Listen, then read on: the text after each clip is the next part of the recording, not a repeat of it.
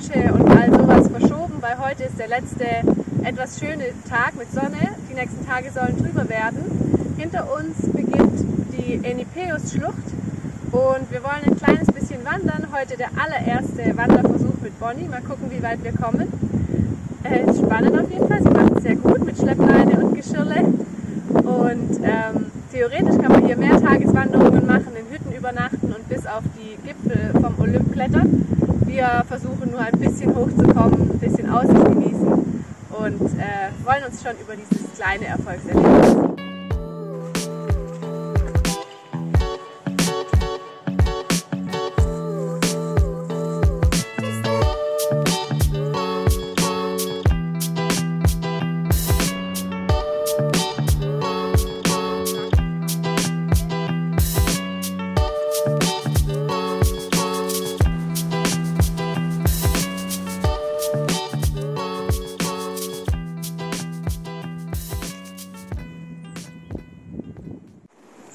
Mit dieser schönen Aussicht verabschieden wir uns von diesem Spaziergang. Wir haben es jetzt bis zu diesem Punkt hier geschafft, wollten jetzt aber einfach einen ganz langsamen, gemütlichen Spaziergang machen, mit der Bonnie auch, weil die vor 2 Wochen etwa erst ihre Dirofilariose-Behandlung abgeschlossen hat und wir sie auf gar keinen Fall irgendwie überanstrengen wollen und deswegen jetzt nur eine kleine Runde. Und jetzt laufen wir wieder gemütlich zurück. Ja, so hoch sind wir eigentlich gar nicht, aber da oben sieht man die Wolken und jetzt fängt es sogar hier an zu graupeln oder zu schneien. Wir sind jetzt ein bisschen verwirrt. Wir hatten eigentlich mit mehr Sonne gerechnet. Bonnie wartet ganz geduldig, bis wir fertig sind mit Bilder machen, Video machen. Lass mich!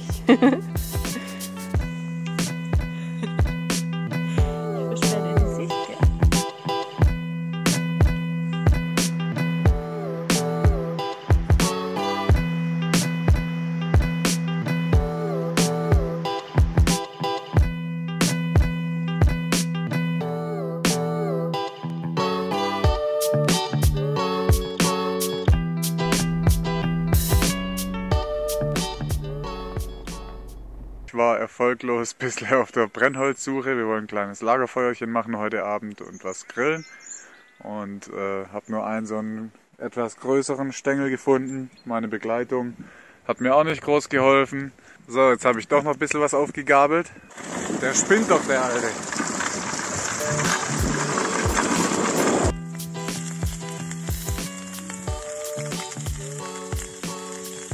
Benny hat Gyros auf dem Feuer gemacht und ich habe Brot gebacken und Krautsalat und jetzt sitzen wir hier.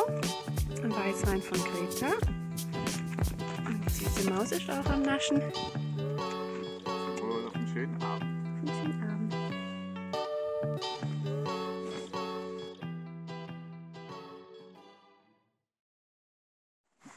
Der Wind ist jetzt gerade nicht so stark, vielleicht geht's jetzt, warte. Schnell!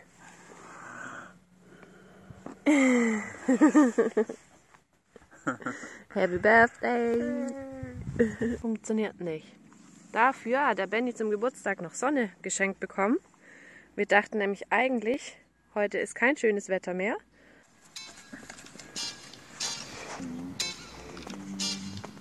Schokolade. Geburtstagsmuffin. Lecker.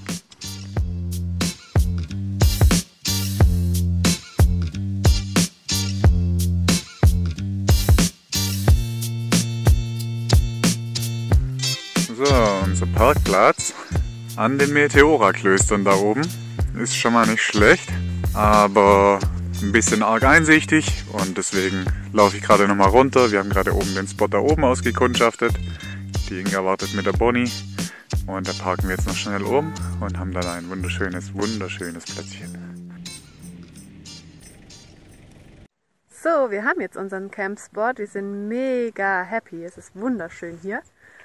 Wir haben den empfohlen bekommen von Valeria und Lukas. Die haben wir über Instagram kennengelernt, beziehungsweise einfach mal angeschrieben, weil die so schöne Instagram-Accounts haben. The Travely und Moose on the Road. Die haben ein sehr ähnliches Fahrzeug wie wir. Und dementsprechend sind wir auf sie gestoßen und die haben uns gestern auch an unserem Parkplatz besucht und wir haben einen richtig schönen Nachmittag und Abend verbracht und heute Morgen noch.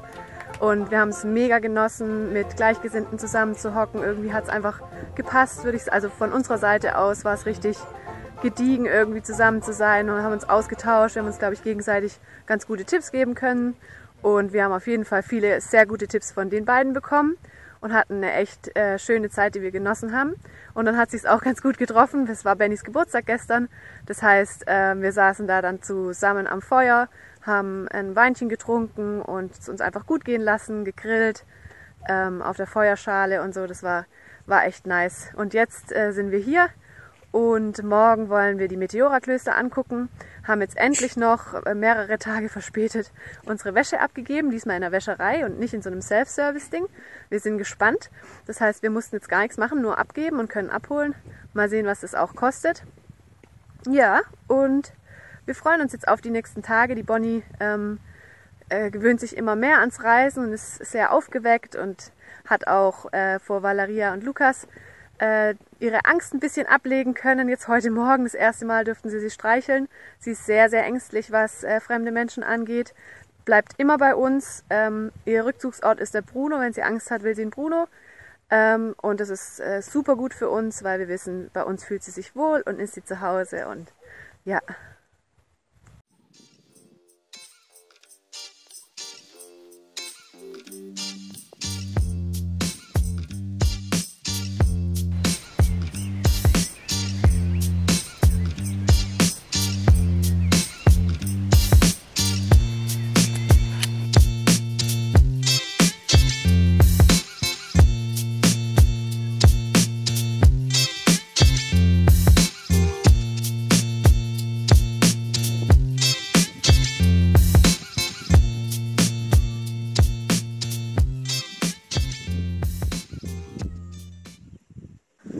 Guten Morgen! Wir haben es heute rechtzeitig geschafft aufzustehen, um den Sonnenaufgang an den Meteora-Klöstern anzuschauen. Das Dumme ist nur, es regnet und es bewölkt, es gibt gar keine Sonne. Aber ich denke, das Aufstehen und die Fahrt hat sich trotzdem gelohnt, weil der Ausblick und mit dem Nebel und den Wolken, das ist schon auch was Besonderes. Also es sieht wirklich auch so ohne Sonne schön aus.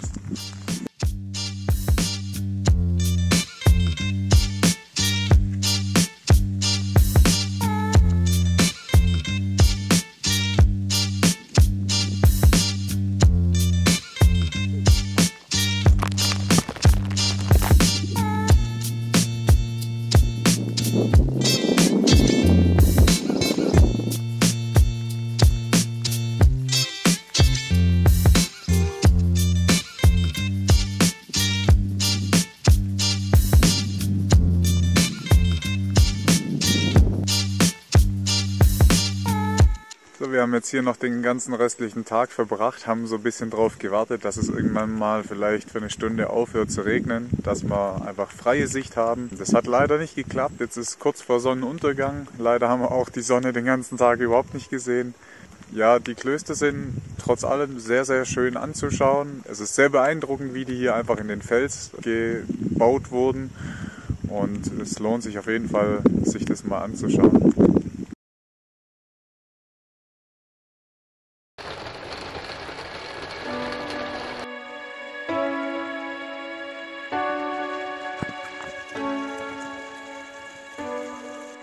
Hallo, es ist Sonntag, es regnet den zweiten Tag in Folge durch quasi. Wir wollen jetzt aber unbedingt mal wieder raus. Gestern saßen wir den ganzen Tag drin und haben auf besser Wetter gewartet an den Meteora-Klöstern. Haben dreimal unser Fotoequipment nass gemacht und wieder getrocknet, weil es einfach nicht besser wurde. Es ist wunderschön da, hat uns richtig gut gefallen. Und heute haben wir unser Video über Hopeland, über unsere Zeit im Tierheim veröffentlicht. Und währenddessen ist uns aufgefallen, dass wir gar nicht aktiv quasi aufgerufen haben an alle, die Lust haben, die irgendwie jährlich irgendwo hinspenden oder einfach auch so sich berufen fühlen, wie auch immer.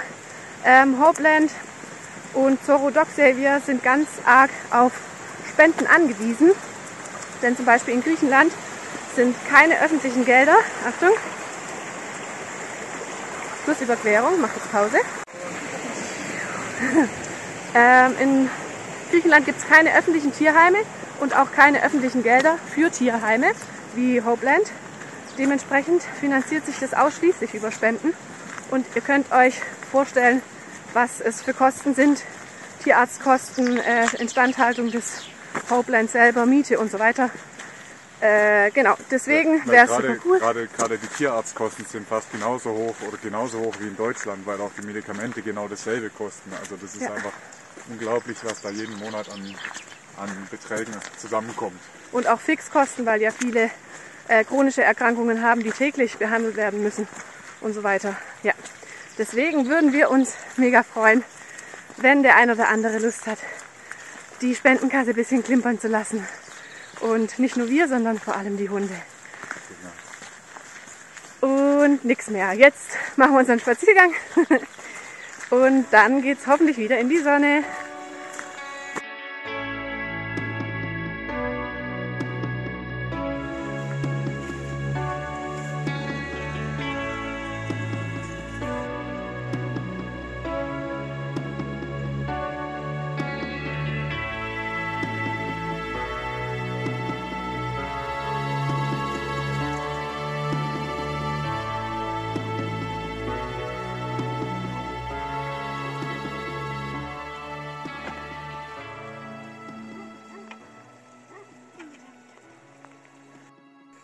Unser Hund ist ein kleines Kätzchen. Die putzt sich, wenn sie nass ist, gell?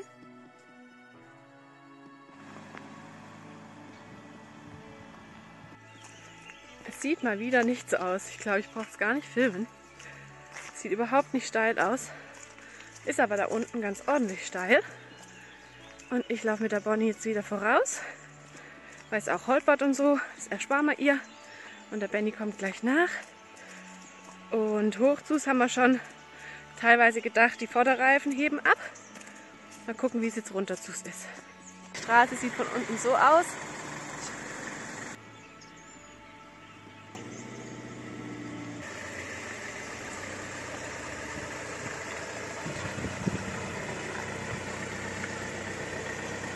Katze. Ernsthaft? Wie süß sind die zwei denn? Oi.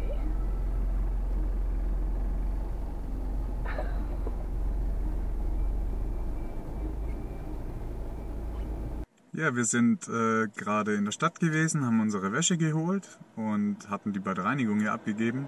Und das war jetzt überraschend günstig mit 30 € für 4 riesen Taschen, die wir hatten, inklusive unserer Bettwäsche. Mit dem Ergebnis sind wir, glaube ich, nicht ganz so zufrieden, einfach aufgrund des Geruchs. Das riecht sehr, sehr chemisch, sehr streng. So als ob man das jetzt nochmal irgendwie eine Woche lüften müsste und das ist leider ein bisschen unglücklich. Da haben die Sachen von The Travelly, die wir getroffen haben, von Lukas und Valeria, haben da deutlich besser gerochen. Und wir werden das wahrscheinlich beim nächsten Mal aber trotzdem nochmal versuchen, einfach weil da Preis-Leistung ja deutlich besser ist, als wenn man 30 € für die Wäsche ausgibt und das dann halt komplett alles selber macht und dann rumwarten muss und so. Ja, jetzt stehen wir hier gerade an so einem Straßenstand. Die Inga kauft ein bisschen Obst ein und jetzt machen wir uns auf Richtung Lefkada und werden davor noch auf eine kleine Überraschungsinsel fahren. Da hinten auf ihrem Bettle liegt unsere Hundemaus. Man kann sie nicht so gut erkennen. Sie scheint zu schlafen, aber eigentlich ist sie normalerweise nicht so eine entspannte Mitfahrerin. Sie mag Autofahren noch nicht so, wahrscheinlich hat sie das auch noch vorher nie gemacht. Es wird ihr auch leider schlecht. Sie hat schon ganz wenige Male auch gespuckt, wenn es sehr kurvig oder holprig war. Deswegen versuchen wir jetzt das alles so ein bisschen anzupassen. Wir gucken, dass wir mehr Stehtage haben, an denen wir gar nicht fahren. Das ist das eine. Das andere ist, ich gucke immer, dass ich auch mit ihr vorauslaufe, zum Beispiel, wenn es sehr holprig wird, zum Stellplatz hin oder zurück wieder, dass Bonnie und ich dann vielleicht 1-2 Kilometer laufen, die der Benny dann holperig durch die Gegend fährt. Und genauso weichen wir jetzt auch von unserem ursprünglichen, wir fahren keine Autobahnen, wie soll ich sagen, Credo, Mantra ab und sind jetzt auch recht viel auf Autobahnen unterwegs, wenn es denn geht. Bedeutet zwar, dass wir Maut zahlen müssen und dass wir die schöne Landschaft nicht ganz so nahe wahrnehmen können, aber das ist es uns natürlich absolut wert, denn es ist deutlich ruhiger für sie dann. Was ich vorher noch nicht erwähnt habe, also zum einen bauen wir Stehtagemeer ein, zum anderen aber haben wir jetzt auch hinten immer alles ganz dunkel, wo sie liegt. Wir glauben, das hilft ein bisschen.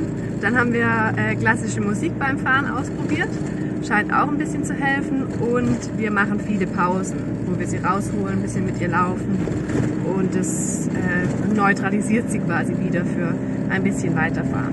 Und grundsätzlich wollen wir einfach nicht mehr so lange Strecken fahren, dass wir nicht so viel am Stück im Auto sind. Wir sind wahrscheinlich gerade auf dem höchsten Punkt Richtung Küste runter. Jetzt geht es wahrscheinlich nur noch runter. Wir sind umgeben von Schnee, gar nicht mal zu knapp, hoffen aber ganz arg, dass das bis auf Weiteres erstmal der letzte Schnee ist, den wir sehen, und uns auf unserem Trip jetzt nur noch Sonne entgegenstrahlt. Schneeweiße Strände. Ja, genau.